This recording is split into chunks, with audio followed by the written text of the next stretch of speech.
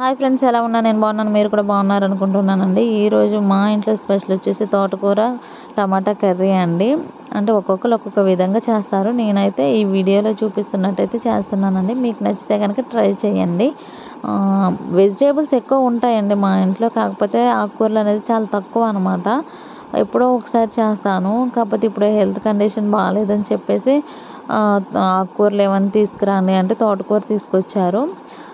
First అయితే అక్షయ తోటకూర అమ్మ అని అంటే, అమ్మో నాకు వద్దు మమ్మీ అని అంది. ఒక్కసారి తిన్నానా, నచ్చితే తిందువు లేదంటే వద్దులే అంటే సరే అని చెప్పేసి తిందండి. తనకి చాలా అంటే చాలా బాగా నచ్చిందంట.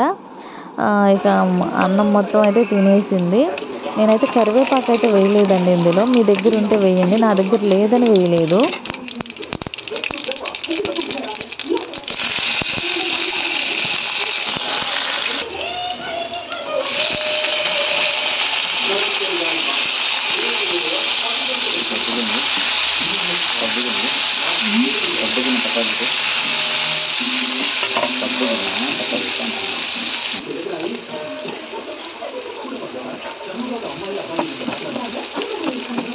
ఇప్పుడంటే ఆకుకూరలు అనేవి చాలా తక్కువగా తింటున్నాం మా ఇంట్లో. కాకపోతే మా చిన్నతనం అన్నాను కానీ బిఫోర్ మ్యారేజ్ అయితే ఎక్కువగా తినేవాళ్ళం అండి.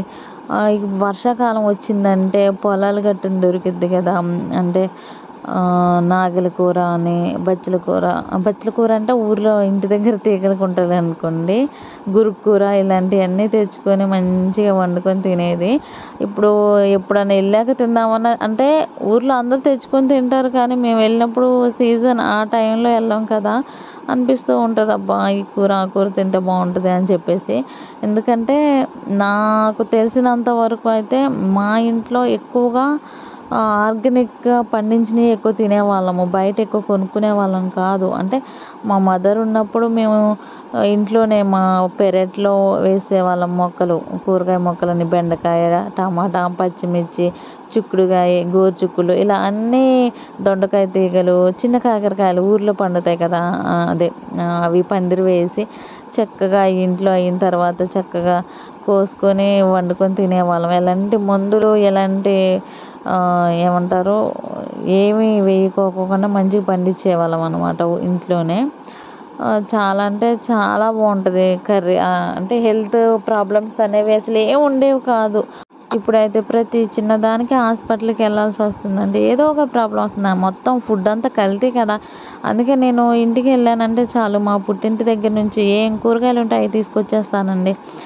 చింత చిగురు, ఇంకా కరివేపాకు, దొండకాయలు, వంకాయలు, కాకరకాయలు, ఇలా ఏ ఉంటే అవి, బెండకాయలు ఉంటే బెండకాయలు అన్నీ తెచ్చేసుకుంటాను. నాకు అంటే అలవాటు అనమాట, చిన్నప్పటి నుంచి ఇంట్లో పండించినవి తినడం అలవాటు. ఇక్కడికి వచ్చిన తర్వాత అన్నీ కొనుక్కోవాలంటే నాకు అస్సలు మనసు ఒప్పదు. ఇక అలా తప్పదు కదా. కనుక నా వీడియో నచ్చితే లైక్ చేయండి, షేర్ చేయండి, సబ్స్క్రైబ్ చేయండి. Thank you.